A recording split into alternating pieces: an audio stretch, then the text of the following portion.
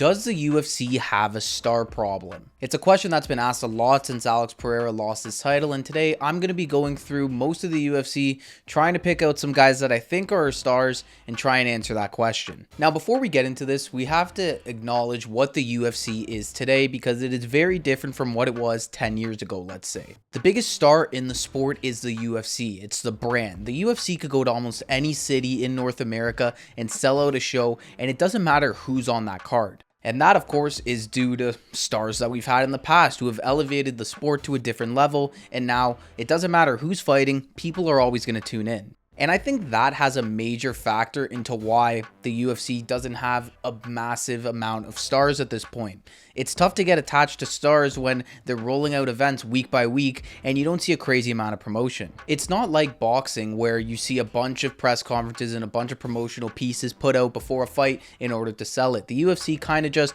they promote the fight, obviously, you'll hear about it, but they're not going to do press tours and they're not going to try and hype it up as much as they once would have with other fighters. And is that because before they had the likes of a Conor McGregor to where they could go and his mouth could sell the fight, and right now they don't feel that? I'm not sure. I don't think that's the reason. I think it's strictly because, well, they feel like they don't have to. They're going to sell the fight either way and it's going to fill their pockets. But it makes big time fights feel a lot less special, especially when you're kind of just promoting it the week of, the fight happens and then you just don't really hear about it after. And that is the UFC's fault. It's because of how they've decided to structure the UFC and how they've decided to carry out cards. I mean, they put out a bunch of cards there's pretty much a card every weekend, let's be honest. I mean, there's the off week here and there where you won't see an event, but mostly there is events almost every Saturday. And when that's happening, it's tough to focus on individual fights to promote. I mean, the UFC has a plethora of divisions now, a plethora of champions, and there's always guys that they need to promote on a weekly basis. So they can't necessarily put their focus onto 2 or 3 big stars that they may have. So obviously branding and promotion, those are two big things that have affected the star power in the UFC. The third thing is, honestly, a lack of superstar champions, to be honest. I mean, boring champions are a thing right now. There's guys that people just don't care about. Your Bilal Muhammad's, your Magomed Ankalaev's, your Dricus du Plessis to an extent. And guys like that where people can't really get behind and don't really care to watch fight. I mean, they'll watch the card because they're a fan, but they're not going to necessarily get really excited for a fight. Like they did with an Alex Pereira, for example. Alex Pereira is probably the closest thing we've had to a superstar in the sport in a very long time. And he didn't even speak English, and it's not like the UFC went on promotional tours with him either, but he became the biggest star in the sport. Now, though, he's lost his title, and yeah, sometimes that doesn't affect the fighter's star power, but it usually hints to the decline of their career. And Pereira's not very young, man. The guy's like 37. He doesn't have too much left in the tank either way. So when you're not holding a title, it makes it very hard for people to get behind you, especially when you already had a title and were already at the top of the sport at one point. I'm not saying you need to be a champion to be a star, but it definitely helps. Another guy I would say is on the brink of that star power is Ilia Topuria. I mean, he has a massive following in Europe. People are starting to love him here, and people understand the type of fighter that he is. He's exciting, and he's must-see TV every single time he fights. Problem is, the dude fights like once or twice a year.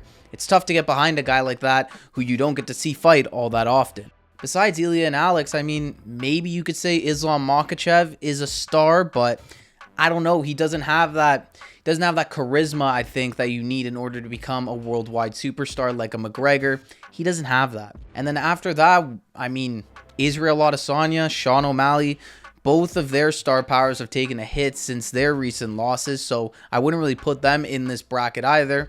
So when you actually narrow it down, you actually kind of have to see that there really isn't a star on the table. Now, of course, if Conor McGregor was fighting, this video doesn't even get made because he is a superstar, and this is what all fighters are striving to be. But obviously, McGregor's doing everything but fighting right now, so we're left with these guys who just don't have that same charisma and don't have that star power that he had at that time. But if you take an Ilia Topuria or an Alex Pereira and put them back in the McGregor era 10 years ago when the UFC was still big, but not as big as it is now, they could have definitely became stars as well.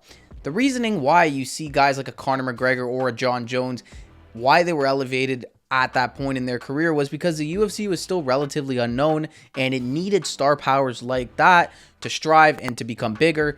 And those guys were the reasons for that. The superstar right now is the UFC. It's the brand, it's the company, and it's going to be like that for a very long time. So don't be surprised if you don't see any major superstars for a while in the UFC, because they just can't do it. Too many events, too many fighters they need to be fighting, and they don't have time to promote superstars. That's what I think, though. Let me know if you guys agree with me in the comments down below, and also drop your thoughts on this discussion. Do you think the UFC has a superstar problem or not? Let me know down below. I'd love to hear what you guys have to say. Thank you all for watching this video. Like and subscribe if you haven't already. I'll see you all in the next one.